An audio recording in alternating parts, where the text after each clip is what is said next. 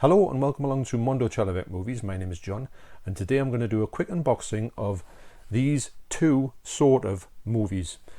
What I'll do is I'll have a look at them, review them and come back with my reviews at the end of this. So this video is going to be done on the night time, and because I'm going to lose the light soon, and then I'm going to finish it off in the morning and release it tomorrow, which will be Thursday, I think. I'm getting very confused. Okay, so short story is that my wife said to me she was ordering something for the little girl who lives next door for her birthday, and she said, would you like anything when I'm ordering that? And I was like, do you really need me to actually answer that? So yes please was the answer, of course. So I ordered something. I couldn't actually see I could see what we wanted to order, but it wasn't available straight away. It was going to be a pre-order for a title that was coming out on Monday, which was yesterday. So what I did was I ordered it, and I thought, right, it'll probably get delivered on the Monday or the Tuesday. And what happened? They said, congratulations, you've ordered it. It'll be coming to you on Saturday, like a week away. And I was like, what? But I thought, well, fair enough, I've done it now. So that was that. So anyway, last night I was watching, I just have a look at this thing to see if it was going to get sent. I thought, well, if it's been released, obviously on the pre-order they'll just update and they say, well, we're going to send it today. So I had a look late last night and it said Saturday, it's still coming on Saturday. So I thought, right, would you like to cancel this order? I said yes I would. So it hadn't been dispatched or anything. It just said they had my order. So I cancelled it. Congratulations, you've cancelled it. And I reordered because I had a look to see I could order this one last night and I could get it today. And I thought, well, why would I even wait a week to do that, to get it today? So anyway, what do you think happened? I ordered it and it said congratulations. So I got my confirmation email and also got another email which says, by the way, we can't cancel your other one because it's been processed and it's on its way to you. And I thought, well, that's not what it said on the app. So anyway, it said what you can do is, in a way, when it gets sent to your house, you can, next Saturday, you can say to the fella, I'm sorry, but you have to take this back. I've cancelled the order, and he'll take it back with you. Then we will credit you the money. Now, I thought, right, so it said your stuff is going to get delivered today, which is the second one I ordered. Wow, this is getting very confusing. So also you've got two packages because we're going to send the other one. I thought, I don't believe this. You know, this whole thing, even until the middle of today, it said it's going to be next Saturday. And then, so the short answer is I've ordered two of these and the two of them have come today. Now what I'm going to do is I don't know whether to, because I can get in touch with Amazon to say, can you send me a package label thing? I can return it. I might do that. I'm not too sure yet what I'm going to do with this other one. But anyway, enough of my flanneling. I'll tell you exactly what is in this particular case, and I'm going to be sure that's going to be exactly the same thing that's in the other one as well. Let's see if I can do this in one go. Oh dear, look look at that one. Deep Folly. Right. Here we go. Not so bad. Slightly redeemed. So the film I ordered off Amazon, got two of, is the 1985 indicator release of Crimewave. Now this is a strange film. It's a film by Sam Raimi. It was released in 1985. Its predecessor was The Evil Dead. Then Crimewave came out. Then Evil Dead 2. So I've been after this film for a long time. But all the releases have been a bit hit and miss. They haven't been exactly what you would want. And immediately when I saw Indicator were going to do it, knowing full well that they do a massive, really good version of their films, so it was a no-brainer to get this one. The film itself, when it came out in 1985, it bombed. It was a massive bomb. It was panned by everybody. The best thing about it is, though, if Sam Raimi was at his sort of creative zenith with his camcorder, his Samcorder, when he used to go around like the Evil Dead shots with the camera, it's all in this movie as well. His Evil Dead isms has been transported into this film. So you could say basically you're watching a kind of an Evil Dead cinematography film, if that makes any sense. So you get this alternative artwork there, which I've never ever seen before. There is some great artwork for this film. There's also some real bad artwork. Actually, I might flip that cover, I don't know.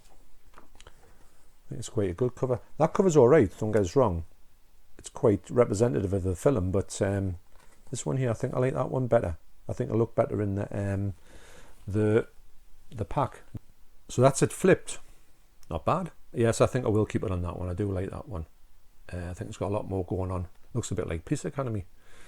So what I'm going to do is I'm going to take a look through this, and then I'm going to come back tomorrow when the light's back again, and I'm going to go through this one, and I'm going to tell you a little bit about what I think about the whole picture.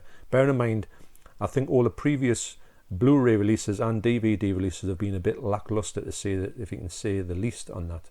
So that's it for this part. I'll catch you on the flip-flop. So last night I checked out the disc, and I've got to say that the picture quality on the actual film is pretty good. It's not stunning. It is the master they used is the Studio Canal. The transfer has been already done, so it's not a brand new transfer, but it's pretty good. In fact, it's the best I've ever personally seen it look, but I don't know how it stacks up to, say, the likes of the Scream Factory one, because the extras from here, or most of the extras on here, are from the Scream Factory release. So that would make me think that if you've got the Scream Factory release, you will be familiar with all the things on this disc. So this from Indicator, this is released. It's spine number 214, and it is limited to 3,000. This is the first print edition.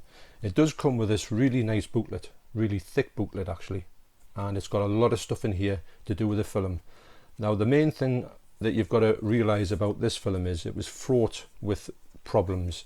The whole sort of process with it was doomed from the start.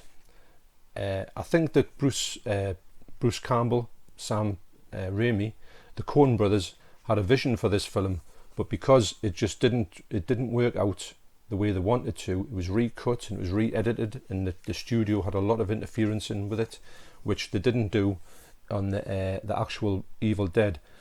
So bear in mind, they came from making the Evil Dead, which was a smash hit, to making this film, thinking they're just going to go and make an out-and-out comedy, and it just did not work at all at that time. I personally, when I saw it, it must have been the late 80s on VHS in the UK, I did think it was an absolutely brilliant film. It's just basically just a slapstick film. If you think of it just as a screwball comedy, then you're halfway there. I do think that the movie is a bit of an acquired taste. If you think that you're going to watch anything resembling The Evil Dead and The Evil Dead 2, which this film is sandwiched between, you're not going to get that. But you are going to get a lot of things that's visible in The Evil Dead and Evil Dead 2, namely really good camera work. It's got some amazing camera scenes in here. It's got some great humour in here. It's all, if you think about the Three Stooges, you've got that type of humour in here. The story itself is a little bit confused. The characters in here are good, they're memorable, but the casting of this fella here, who is going to be the main star, was meant to be Bruce Campbell. Now the studio didn't want Bruce Campbell in it, so they pushed him out to a supporting role, which he plays a great role in this movie. But unfortunately, he would have been better paying this role. So I've watched this basically from its first release on VHS in the UK, and I've loved the film. So I know what it's all about, and I'm so glad to have this on Blu Ray. I've tried to get it a few times, but the reviews I've had from certain cuts of it has been pretty poor, so I didn't go there. So an interesting thing, I'm just looking there, this guy here, who doesn't really do much in the film, is actually Scotty from The Evil Dead. If you remember him, he's the guy who goes out in the woods and comes back and he's got some wood stuck in him, and that's him. But you would never know. I didn't know that. I've never known that until I watched the extras on here. So the extras are plentiful. I watched them all last night and I really enjoyed them. They are from about 2013. They're from the original Scream Factory release, and you do get 4 feature presentations of the 87-minute international version. Now what that means is you get different titles at the start, because this film has got a lot of different titles: Broken Hearts and Noses, The XYZ Murders, and Crimewave. So you get those titles on there. You also get a smaller cut, which is the 82-minute US theatrical cut. I've only ever seen the 87-minute one. I do know on Internet Movie Database it does say it is 83 minutes long, so maybe the 87-minute version is probably the definitive version. And also, as well as you get 2 audio commentaries, and you do get so the Bruce Campbell one is from 2013, and the new one is from James Flower from 2021, so that'll be quite interesting. You do get a thing called the Crimewave meter, which was from 2013. Bruce Campbell revisits his early collaborations with writer-director Raimi. He also talks about the Crimewave meter is when something goes wrong, and the meter, you get that sort of spidey sense that says something's going wrong here. They should have listened to that, and they talk about that now. They say they've learned a lot of lessons from the mistakes that was made in this film. So they went on to sort of making, if they do anything that ever resembles the pitfalls of Crimewave, they will move away from where that's going. So it's a lesson learned, apparently. Early on in their career, they went from having this big hit with the Evil Dead, thinking, oh, this is great. When you're doing an independent film, you can do whatever you like. Evil Dead 2, nobody cares. Well, people don't really care, if you know what I mean. That you haven't got the studios breathing down your neck. Unfortunately, this happened on this, and it spoilt the film for Sam Raimi. Sam Raimi and Bruce Campbell and the Coen brothers, who wrote it joint, they kind of shunned it for a long time. Although a lot of fans do like this film, and like I say, it does have, problems to it. It's not the best of films, but for me, as a sort of a lost classic in the Sam Raimi canon, to me it's essential. It's one of the ones I've been after for years and years and years, and just never come across it properly. It's never been released in the UK in a proper version. I think this is the definitive version, and if you're a fan of Sam Raimi, or you do want the best version of this film, but also I think you're getting the extra bits that's in here. So you're getting that Crimewave meter, you're getting leading man. This is actor Reed Birney. There's that fella there. He talks about his experiences through it, and he had a few problems with it as well. You also get Main Detroit from 2013 with producer actor Edward R. Pressman discussing the making of the film. Then you get Rank Outsider 2021 with it's an interview with Kim Newman. That's quite interesting as well. I like Kim Newman stuff. Then you get Too Much for Comfort 2021, appreciation by comedian, musician, and writer Rob Deering. You get on-set footage from 1983. You get promotional reels of previously unseen digest version of this unique voiceover intended for industry use. That's 14 minutes. I didn't watch that actually. I didn't watch the extra sort of trailers and stuff, but all the little makings of I did watch. You get trailers. You get French trailers. You get image galleries, and you get the XYZ Murders script gallery, a complete pre-production screenplay. So you get your subtitles, and you get this booklet with it's packed with stuff actually, that, and it's limited to UK premiere on Blu Ray, and also limited to 3,000 copies.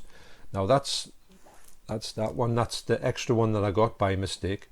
And so there's your 2 covers for this. I do prefer this cover. I love covers that are just, I've never seen this cover before. Actually, I've never really seen that cover before, but that reminds me more of the film Crimewave. So to recap, this is a great film in my estimation. It is very Sam Raimi. It has got lots of humour in it. It's got no gore in it, even though it says it's gory on the back. It's got no gore in it at all, although this fella here does get a fork in his nose. It's got some brilliant set pieces in it. It's got some wild humour. My favourite thing in the whole film is a little scene with a lift, with a young kid in the lift that says he's going to tell this fella here, goes to the door to get in with a dead body, and this young lad says, this is my lift and it's stopping on every floor that I want it to. And then the next bit is just one of the funniest things I've ever seen. So the film itself, yes, if you're expecting something that's not crazy, zany, wacky, then you might struggle a little bit with it. But if you're a fan of Sam Raimi's work and you also just want to, as Bruce Campbell said in one of the makings of, just said, if you just treat this as just a complete, stupid, silly movie, then you'll be much better off with it. It's crazy, but it's very enjoyable. The picture quality is the best you'll get, probably. I can't see this being topped on anything. So is it the definitive release? It is in the UK for me, for sure. So this limited 3000 edition release will have the booklet in. Now I'm just wondering if this first run, when it gets stopped, will it take some of the special features away from this, because I don't know if Indicator still press that disc or they'll stop that disc and then they'll take out a lot of this stuff, because there's a load of extras on here, which is, I went through the whole lot last night and I really enjoyed it, because as a fan of Crimewave, I've never seen any extras at all, and I was really interested to see what was on offer, and it did answer a few questions for me. So yes, so very pleased to get this. Bit well, I would prefer to have not got two of them, but it is what it is. So this movie for me is quite essential if you're a fan of Sam Raimi, if you want to sort of complete his filmography. Also as well, I don't hear many people talking about this film when they talk about Sam Raimi. It's one of these ones you can even class as a lost film. It's a forgotten film. It was forgotten and lost for a long time.